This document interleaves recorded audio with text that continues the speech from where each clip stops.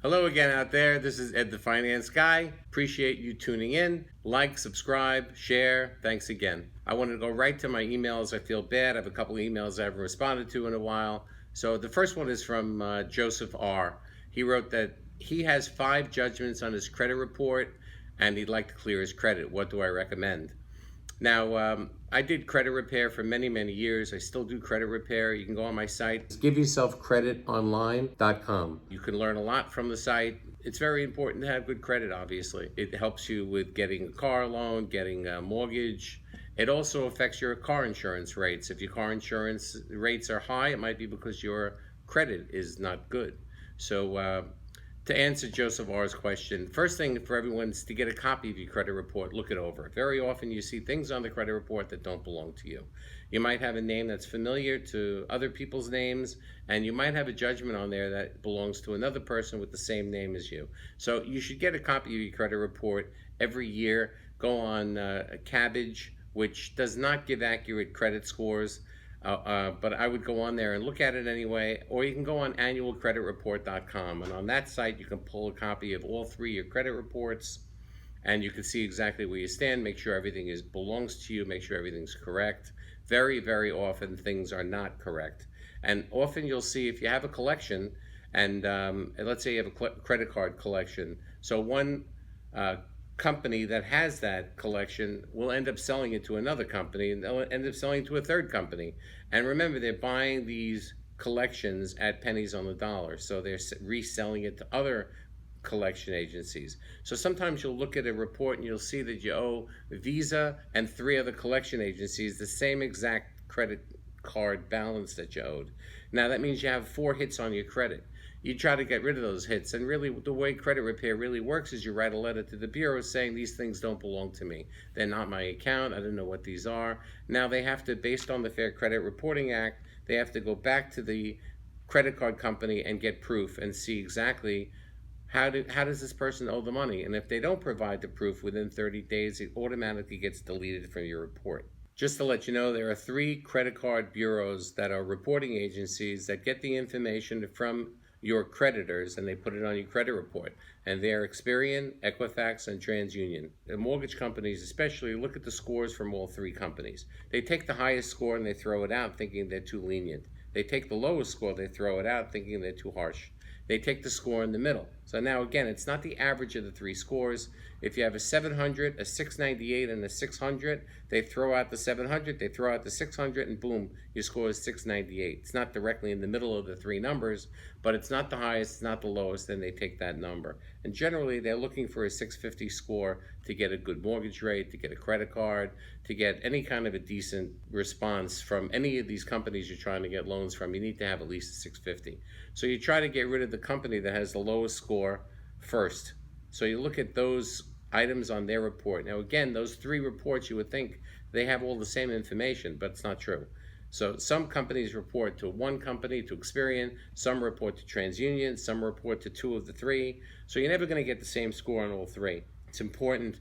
Check your scores. If you go on Cabbage, you'll get scores, which again are not accurate. If you go on annualreport.com, you're going to get the reports. You're not going to get the scores, because what the companies want you to do is pay $495, $595 for the score. So if you have a friend that's a mortgage company owner or a loan advisor, he could probably pull your credit report and you would get the most accurate scores. Now you have these judgments. The way to do it is you either 2 different ways that you can settle it. Either you pay in full or you settle for less than full value, which will say on your report. So for example, you owe $1,200 to Visa. You don't have $1,200. So you call them up and say, look, I don't have the $1,200. Can I give you $600? If they say yes to the $600, on your credit report it'll read paid but in settlement, or paid not in full value. So if you have a $1,200 bill and you pay $600 and they waive the other $600, expect to get a 1099 from them, and it's called a forgiveness of debt, and you have to pay taxes on that $600.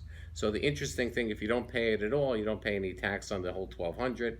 If you pay half and you get a settlement, you do pay tax on the difference. So keep that in mind. If you settle a big second mortgage, $100,000 second mortgage, you settle it for $40,000, you're going to be liable for taxes on the extra $60,000 that was waived. So keep that in mind when you make any kind of a settlement. So if you want to clear your debts, you call the company up and you say, I want to settle this debt, but I don't have $1,200 or I don't have $2,000, and see what they're willing to accept. The worst they'll say is no. So you say, I can give you $800. Well, we're not going to accept that. Okay, what's the least you can accept? Things are really bad. I'm not working. The pandemic is going on. And they'll give you a number, and then you have to decide. But the only way to really clear up your credit is to make a settlement or pay off the debt completely. If the debt is a low amount, maybe $200, I wouldn't try to settle it for $100. I would pay the whole $200, because the credit score is going to be based on the fact that you paid it in full or paid it in settlement. So if you really want your credit score to go up, you got to pay it in full. If the number is low, you pay it in full. If the number is high, you try to make a settlement. Again, remember, whatever they knock off, it's taxable. So you have to keep that in mind. All right, so I appreciate the email, Joseph. I hope this helps. If you need me, call me, 516-205-0722. I'm a phone call away. I'll help you, not a problem. Second email I got is from Mary M.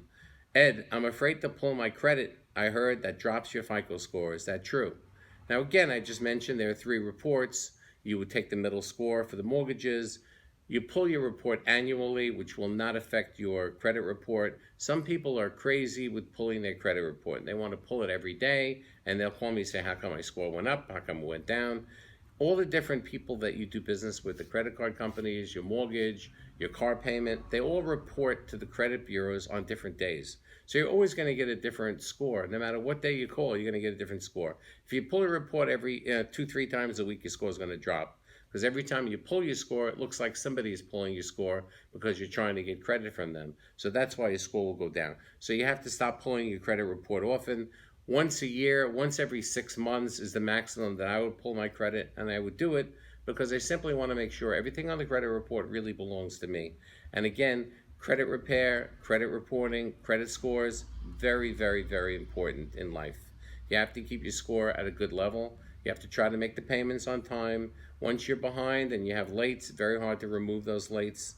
So try to keep things at a minimum. The other thing is to mention, a lot of people have 4 or 5 credit cards. You should write down what you have owed on the credit card, what the interest rate is. And when you make your payments, try to make minimum payments on the ones where your scores are low, and try to make bigger payments on the ones where your scores are higher.